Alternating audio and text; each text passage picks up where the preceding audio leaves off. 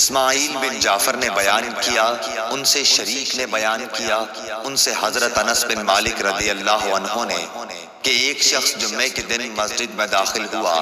اب جہاں دار القضاء ہے اسی طرف کے دروازے سے وہ آیا تھا۔ رسول اللہ صلی اللہ علیہ وسلم کھڑے ہوئے خطبہ دے رہے تھے۔ اس نے بھی کھڑے کھڑے رسول اللہ صلی اللہ علیہ وسلم کو مخاطب کیا، کہا کہ یا رسول اللہ صلی اللہ علیہ وسلم، جانور مر گئے اور راستے بند ہو گئے، اللہ تعالیٰ سے دعا کیجئے کہ ہم پر پانی برسائے۔ چنانچہ رسول اللہ صلی اللہ علیہ وسلم نے دونوں ہاتھ اٹھا کر دعا فرمائی، اے اللہ ہم پر پانی برسا، اے اللہ ہمیں سیراب کر۔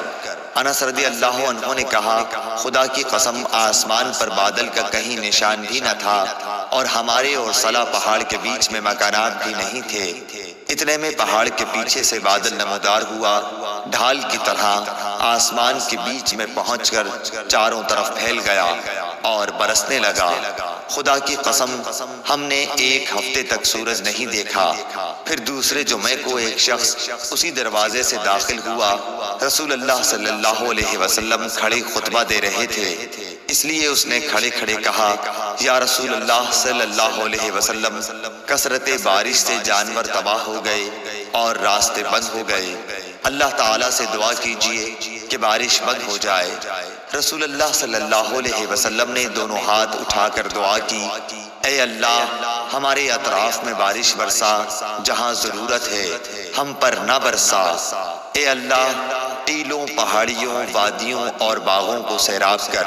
چنانچہ بارش کا سلسلہ بند ہو گیا اور ہم باہر آئے تو دھوپ نکل چکی تھی۔ شریک نے بیان کیا کہ میں نے انس بن مالک رضی اللہ عنہ سے دریافت کیا کہ کیا یہ پہلا ہی شخص تھا؟